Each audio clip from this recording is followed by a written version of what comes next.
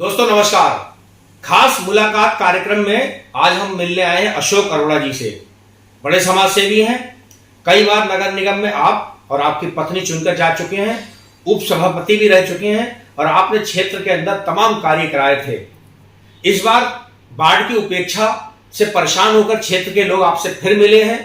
आपसे अनुरोध किया है कि कम से कम इस बार के नगर निगम के बाढ़ में आप जैसे समाज सेवी को आगे आना चाहिए। अरोड़ा जी ने नामांकन कर दिया है।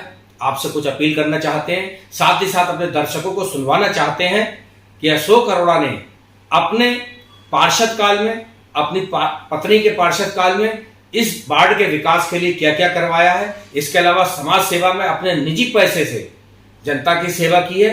कोरोना काल में लोगों को भूखे रहने नहीं दिया है। अन्य अगर लिस्ट पेश की जाए तो बहुत लंबी फेहरिस्त है। गौर से सुनिए अशोक अरोड़ा जी को। जुड़े रहिए हमारे इस खबर के साथ, देखते रहिए गंभीर न्यूज। अरोड़ा जी, मेरे दर्शक आपको देख रहे हैं और काफ़ी आपसे आग्रह किया गया जनता की, क्षेत्रीय जनता के द्वारा इस बार निर्वाचन नगर निगम निकाय चुनाव में आप खड़े हों। आपने शायद पता लगा सहमति दे दी है, हाँ कह दी है और नामांकन भी दाखिल कर दिया है। मेरे दर्शक आपको जानना चाहते हैं आपका सफ़रनामा जो नगर निगम से जुड़ा हुआ है, आपकी पत्नी का जुड़ा हुआ है, कब आप पार्षद चुने गए थे, कब पत्नी चुनी गई थी, क्या है वो सफ़रनामा? अशोक जी देखिए, मुझे कम से कम पिछले 50 वर्षों से राजनीतिक में हूँ, राजनीतिक अनुभव रहा है। और सर्वप्रथम मैंने लोगों के आग्रह पर 1995 का निर्दलीय पार्षद के तौर पर चुनाव जीता था। क्षेत्रीय पार्षदों की ओर से इतने तत्पर है कि लोगों ने 1998 में मुझे उप सभापति बना दिया था। फिर 2001 में चुनाव जीता। महिला सीट होने पर पत्नी को बार पत्नी को निर्वाचित कराया और तीन बार नगर निगम में उप सभापति चुनी गई। 3 बार उप सभापति चुनी गई। मेरे वार्ड में सबसे बड़ा जनता के प्रति मैं तत्पर रहता हूँ। कोई भी आज तक मेरे सभासद कार्यकाल में कोई भी सभासद किसी की जनता को या किसी व्यक्ति को या किसी महिला को कभी भी दोबारा यहाँ पर आना नहीं पड़ता था। एक ही बार में अपना कार्य करना चाहता था। ये नहीं चाहे, और बड़ा सम्मान, बुजुर्गों को सम्मान, महिलाओं को सम्मान। कोई भी ये व्यक्ति नहीं कह सकता कि मेरे प्रति की ये मुझे हम तो चक्कर लगवाते हैं। जी, इस बार के पार्षद चुनाव बहुत निकट हैं और जनता ऐसे ही आप जैसे लोगों पर उम्मीद कर रही है कि वो नगर निगम में चुनकर आएँ। और जानकारी मिली कि आपने शायद आवेदन भी किया है।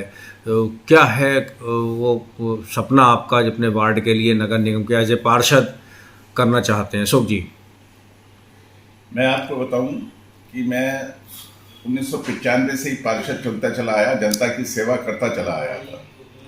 लेकिन अब एक बार बीच में नहर में कुछ रह गया। मैं अब जनता फिर दोबारा डिमांड कर रही है कि नहीं, आपको आना है। आपके ना होने से बहुत बाढ़ को बहुत क्षति हुई है, क्योंकि एक भी नगरीय परिषद में क्या या कोई भी इसमें क्या, कोई भी एक सड़क भी नहीं बनाई गई। जिस तरीके के लोग डिमांड कर रहे हैं और फिर उनकी अपेक्षाओं के अनुसार मुझे फिर नगर निगम में सभासद में मैं उतर रहा हूँ और निर्दलीय तौर पर उतर रहा हूँ, जिससे कि मुझे हिंदू मुस्लिम सब तरीके का सहयोग मिले। कोई मैं भेदभाव नहीं रखता हूँ, कोई भी आए। मैं फिर इसी में अपनी लगा रहा हूँ कि मैं जनता मुझे अपेक्षित करके चुनेगी सभासद में और मैं फिर जनता की सेवा करने के लिए आऊँगा। और कुछ कहना चाहेंगे दर्शकों से? मेरे दर्शक देख रहे हैं, आपके क्षेत्र की जनता भी सुन रही है, आपको उनसे कुछ कहना चाहेंगे हमारे माध्यम से? दर्शकों से यही हाथ जोड़ के विनती करता हूँ कि वो तन मन धन तो नहीं मांगूंगा खैर, लेकिन तन मन से अपना जितनी हो वो अपना सेवा मुझे तन मन धन से जिताए, जिससे कि मैं आपके कामों के प्रति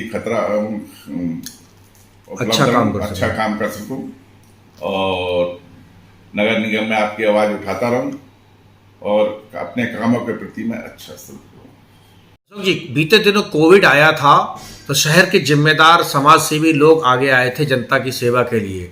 आपके स्तर से क्या किया गया और कौन से सेवा कार्य ऐसे हैं जिन्हें आप बताना चाहेंगे, मेरे दर्शक सुनना चाहेंगे? देखिए, कोविड काल में भयंकर स्थिति में मेरे द्वारा कोई भी मेरे वार्ड का या कोई भी जो भूखा, जो किसी वार्ड का भी जो कोई आया, मैंने किसी को भी इसमें भूखा नहीं गया, ना वो भूखा सोया। हमेशा यहाँ से अपने द्वारा किट्टे बनवाई गई, सब राशन पानी किट्टे बनवा के घर घर राशन पानी पहुंचाया। और अपनी गाड़ी से जो निर्धन व्यक्ति थे, जो मोस्टली जिनके पास सवेरे कोई पहुंचता नहीं था, कर्फ्यू जैसे हालात थे, लेकिन मैंने अपनी गाड़ी से सवेरे सवेरे मंद बुद्धि वाले व्यक्ति जो थे या जिनके पास बेचारे सो रहे थे, इनके कुछ भी कोई पहुंचता नहीं था जिनके पास, मैं उनको घर घर उनको खाने के पैकेट पहुंचाता था। मेरे लोग वहाँ पर खाने के घर घर पहुंचे, स्टेशनों पे, इन पे, रोडवेज पे सब गाड़ियाँ अपनी पहुंचाती थी मेरी, और बढ़ चढ़ के हिस्सा लेता था, क्योंकि ये बात कुछ भी नहीं कर सकते थे। लेकिन अब कोविड कार्यकाल में और भी यहाँ पर जितने भी थे घर किटें तो पहुँची थी, और हर साल इनमें कंबल वितरण भी अपना लगाते रहे हम लोग। हर साल कंबल वितरण करता हूँ सर्दियों में, चाहे निगम की तरफ से आते थे या नहीं आते, निगम की तरफ से थोड़े ही कंबल वितरण मिलते थे, लेकिन मैं अपने पास से 400 500 जितने भी निर्धन व्यक्ति होते थे उनको कंबल अपने पास से मैं वितरण करता हूँ, और करता आया हूँ और करता रहूँगा। ईश्वर ही चाहता मुझे इतनी बुद्धि देता रहा कि मैं करता रहूँ।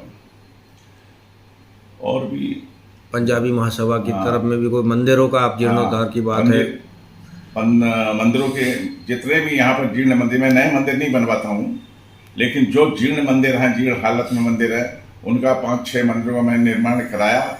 और अब मेरा जिस वर्तमान में जो मेरा निर्माण चल रहा है, आईएट नगर स्टेशन के सामने महाकाली का मंदिर है, जो जनता अपने आप देख रही है कि कौन दिन भर खड़ा रहता है, और मैं उन मंदिर का निर्माण करा रहा हूँ उस समय। और मंदिरों जिसमें आपको ये भी बता दूं कि मैंने उसके लिए एक शव वाहन दिया, जो कि आसपास लोग कह रहे हैं कि आसपास इस क्षेत्र में ऐसा वाहन नहीं था जो आपने जैसा उपलब्ध करा दिया।